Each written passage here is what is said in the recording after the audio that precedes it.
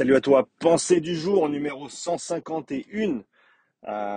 J'aimerais continuer un petit peu sur ma lancée d'il y a 2 jours en arrière et parler de domaine d'intensité, de zone d'entraînement et de la nature dynamique des seuils.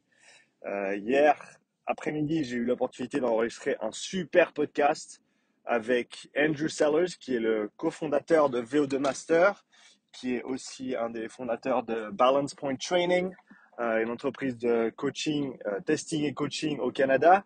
Euh, ils ont mis pas mal de gens sur l'équipe nationale, sur différentes équipes nationales canadiennes de cyclisme, autant sur route que mountain bike, etc. Des gens très très très compétents. Et Andrew aussi un des pionniers dans tout ce qui est de l'entraînement respiratoire, il y a de ça plus d'une dizaine d'années déjà. Et également, donc c'était avec Andrew et avec Jem Arnold, qui lui est physio à la base et qui actuellement est en train de faire son doctorat à UBC, University of British Columbia, à Vancouver au Canada, et qui étudie les restrictions de flux sanguin au niveau de la crête iliaque ou de l'artère iliaque, si c'est bien le mot en français, sur les cyclistes notamment, et qui travaille beaucoup avec l'hémoxie et qui est passionné par la physiologie de l'exercice aussi et les sciences du sport de manière générale. Et donc on a fait un podcast hier sur les seuils. Les seuils du début à la fin, on a parlé pendant plus d'1 heure et demie. Je suis super content de dire que ce podcast, comme je l'avais annoncé hier, sera sous-titré en français. Donc ça c'est vraiment cool. J'espère vraiment que ça permettra de faire ce pont entre toutes ces chouettes informations qu'on arrive à avoir de ces professionnels qui parlent en anglais et de faire le lien pour tous les gens qui parlent français et peut-être qui ne parlent pas encore assez bien anglais pour pouvoir digérer ces informations. Donc vraiment une super conversation et je vais, c'est ce qui m'a inspiré, on va dire, pour continuer cette petite pensée du jour ou compléter ce que j'avais dit il y a 2 jours. Je crois que j'avais commencé à le mentionner pendant la pensée du jour, mais après je me suis éparpillé, comme ça arrive souvent. Donc je voulais recadrer le truc par les domaines d'intensité, zones d'entraînement et ensuite la nature dynamique des seuils et cet aspect dynamique qui est vraiment ressorti hier durant le podcast. Donc, les domaines d'intensité, c'est quoi? On les voit notamment dans la recherche. Si tu lis la recherche en anglais, tu verras qu'il y a euh, trois domaines de base. Après, il y en a un quatrième si on veut étendre un petit peu l'histoire. Le premier domaine, c'est le domaine d'intensité modérée, ok? Moderate Intensity Domain, Exercise Intensity Domain. Et ça, c'est un domaine qui se trouve en dessous du premier seuil, en dessous du seuil du lactate 1, en dessous du seuil ventilatoire 1, en dessous du seuil HRVT 1. Donc voilà, domaine modéré. Ensuite, on a le domaine, en français avec Matt, on s'était accordé à dire que c'était le domaine d'intensité élevée. Enfin non, c'était son idée, c'était pas la mienne. Son idée. Domaine d'intensité élevée, qui correspond en anglais au Heavy Exercise Intensity Domain. Donc, si tu lis Heavy dans une étude en termes d'intensité, c'est ce domaine en fait qui est entre les deux seuils. Donc, entre le premier seuil que je viens de mentionner et le deuxième seuil qui, suivant qui tu es et comment tu veux l'appeler, certains l'appellent FTP, certains l'appellent MLSS, certains l'appellent Critical Power, puissance critique, vitesse critique, certains l'appellent point de compensation respiratoire, Respiratory Compensation Point.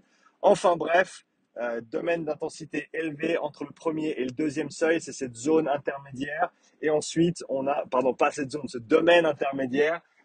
Et ensuite, on a le domaine d'intensité sévère qui se trouve en dessus du deuxième seuil, en dessus de la puissance critique, pour être un petit peu plus précis. Et après, si on veut aller un petit peu plus loin, on peut dire qu'il y a le domaine d'intensité extrême. Le domaine d'intensité extrême est le domaine qui va être en dessus du domaine sévère. Et c'est là où on va atteindre l'échec avant de pouvoir atteindre notre VO2 max. Donc si par exemple, moi je sais que mon deuxième seuil il est autour de 250 watts, ok, ma puissance critique est autour de 250 watts, si je me mets à 300 watts, je sais que je vais pouvoir atteindre ma VO2 max. Si je me mets à 360 watts, ce que j'ai fait déjà pour 3 minutes quand je faisais mes tests pour mes calculs de puissance critique. Je peux tenir 360, j'ai pu tenir 366 watts pour 3 minutes et j'ai atteint ma VO2 max, donc j'avais le masque, etc. Mais si je me mets à 450 watts, eh ben, je vais certainement atteindre l'échec en dessous de 2 minutes et je vais très certainement ne pas atteindre ma VO2 max. Et donc c'est ça, cette délimitation entre le domaine sévère et le domaine extrême, c'est du moment le domaine sévère monte jusqu'au moment où tu ne peux plus atteindre ta VO2 max dû à un échec de l'effort avant cette atteinte de VO2 max. Donc en général, c'est à peu près 2 minutes. Tu vas en général atteindre ta VO2 max entre 90 et 120 secondes sur un effort qui serait juste à la limite entre ces deux domaines. Donc voilà, pour donner un ordre d'idée, on a 4 domaines d'intensité. Ces domaines d'intensité sont délimités par des seuils physiologiques, comme je viens d'en parler avant. Il y a plusieurs façons de les mesurer, il y a plusieurs façons de les interpréter. Mais en gros, ces domaines sont vraiment mesurables, entre guillemets, au travers de différents tests. Maintenant, les zones d'entraînement, c'est un niveau de détail, ça va à un niveau de détail un petit peu plus loin que les domaines d'intensité. Donc, les domaines sont délimités par les seuils. Les zones sont en fait, si on veut, une organisation de l'intensité ou une délimitation de différentes intensités qui est un petit peu plus détaillée que celle des domaines, qui nous permet d'être un petit peu plus précis avec nos recommandations d'entraînement. D'accord? Donc zone 1 et 2 sont toutes les deux dans le domaine modéré, en dessous du premier seuil. Okay, zone 1 étant récupération active, zone 2 étant travail d'endurance fondamentale, développement du débit cardiaque, développement de la densité capillaire et mitochondriale avec une dominante parasympathique. On a ensuite la zone d'entraînement 3, que les gens appellent souvent tempo, qui se trouve en dessus du premier seuil et jusqu'à à peu près 90% du deuxième seuil en termes de watts. Si on veut être... alors, encore une fois, il y a différentes façons d'organiser les zones, mais ça, c'est celle que j'ai vue le plus souvent et c'est celle que j'utilise personnellement. Donc, zone 3, entre le premier seuil et 90% du deuxième seuil. Zone 4, c'est la zone du seuil, et qui est une zone, en général, les gens parlent de 90 à 105% du seuil en termes de puissance. Et ensuite, on a le domaine sévère qui va donc de 105% du deuxième seuil jusqu'à cette délimitation sévère extrême.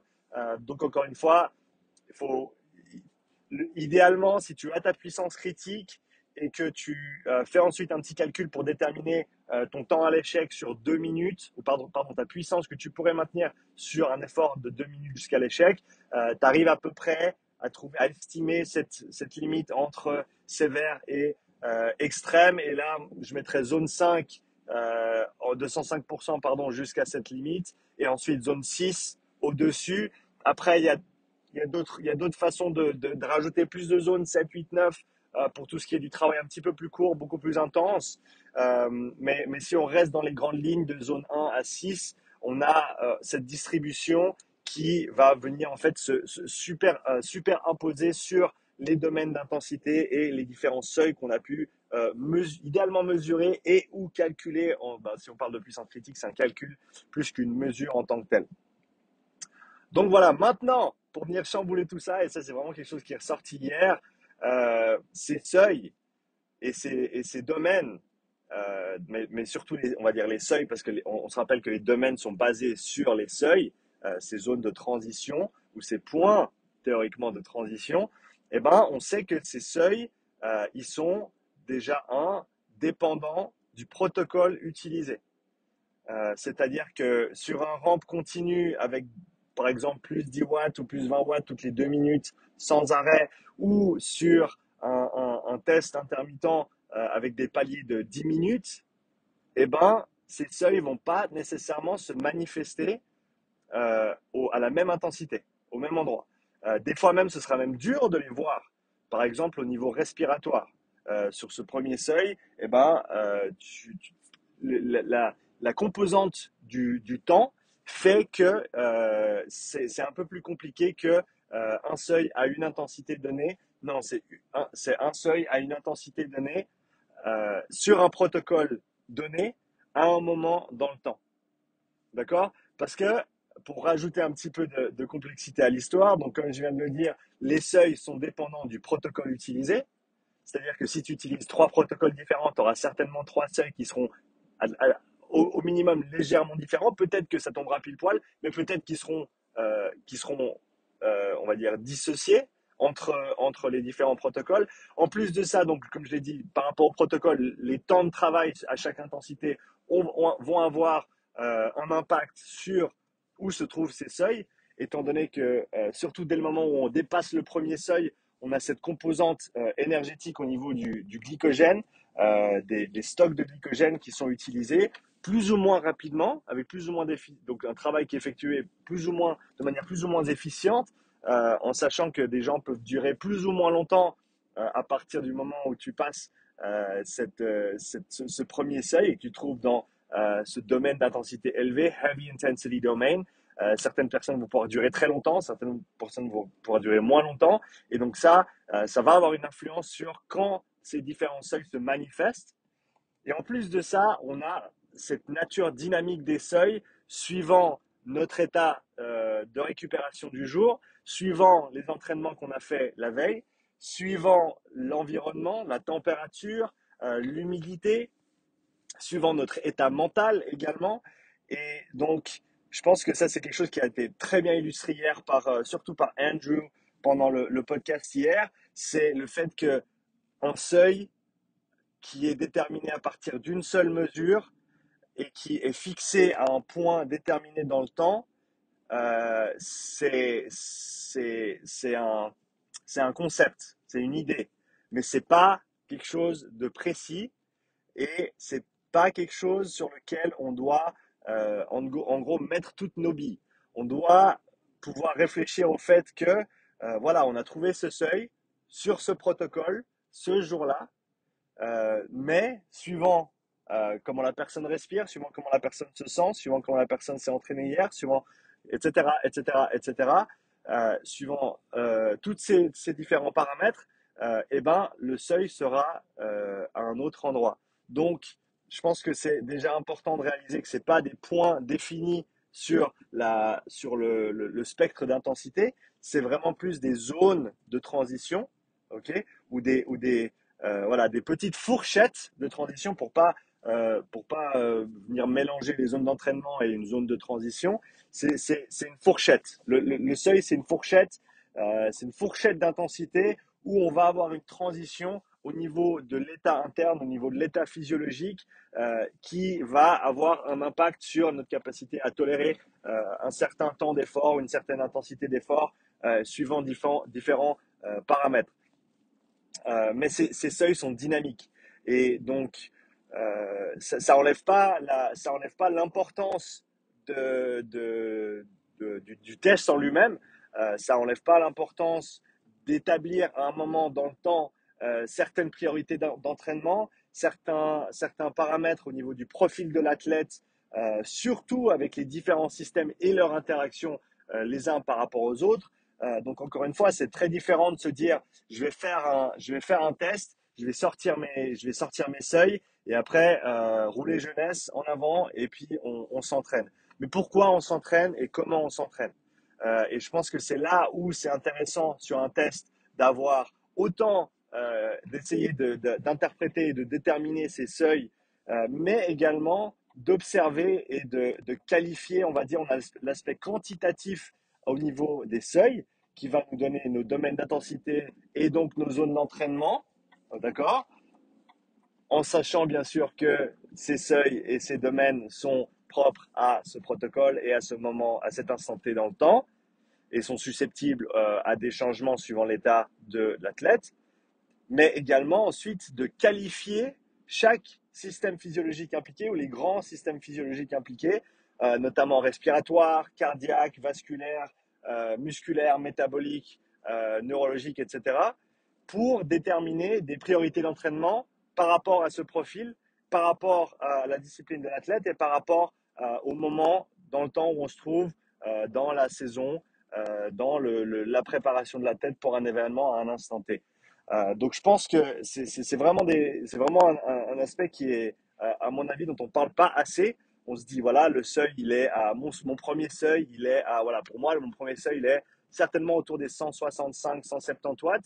Mais voilà, si j'ai pas dormi si je me suis fait un gros entraînement de squat la veille et qu'ensuite j'ai pas dormi et que je suis stressé parce que X, Y, Z, eh ben, mon premier seuil sera certainement pas à 165 watts. Euh, et pareil, dans l'autre sens, si j'ai une grosse semaine de sommeil, que je récupère bien, que je me sens bien, que je suis frais, eh ben, c'est possible que je puisse pousser 5, 10 watts de plus sans avoir trop de soucis.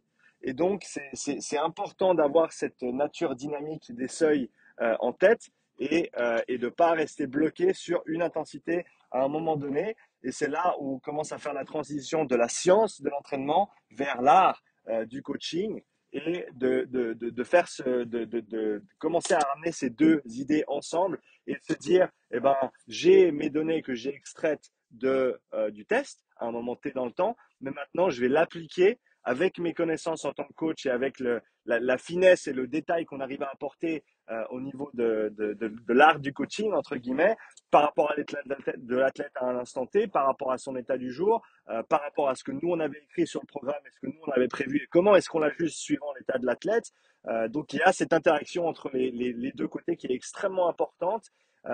Et donc, vraiment, l'idée derrière cette pensée du jour, c'était d'essayer de mettre en avant autant le cadre théorique des domaines d'intensité, des seuils et des zones d'entraînement, mais également de leur nature dynamique. Euh, et du fait qu'il ne faut pas trop se prendre le chou, à mon avis, pour être super précis sur tout à chaque entraînement par rapport au test. Non, le test, ça te donne un point de référence et ensuite, toi, tu l'appliques dans un contexte. Dans un contexte, et c'est ça, on en revient toujours à ça, c'est le contexte. Le contexte d'abord, c'est ça qui prime et c'est comment tu vas appliquer les choses dans un certain contexte qui est le plus important. Voilà, je conclus. Je suis assez content avec mon histoire de A à Z. Je crois que j'ai essayé de me tenir à ce que je voulais dire et je crois que je l'ai fait. Donc merci d'avoir regardé cette pensée du jour. Si tu as des questions, si tu as des remarques, si t'es pas d'accord avec moi sur certains points, avec grand plaisir, laisse-moi un petit commentaire sous la vidéo. Comme d'habitude, n'oublie pas de me laisser un petit like parce que ça m'aide beaucoup. Si tu es pas encore abonné, abonne-toi à la chaîne, bien sûr. Bienvenue sur la chaîne Upside Strength et je te dis à tout bientôt pour la nouvelle pensée du jour. Allez, ciao.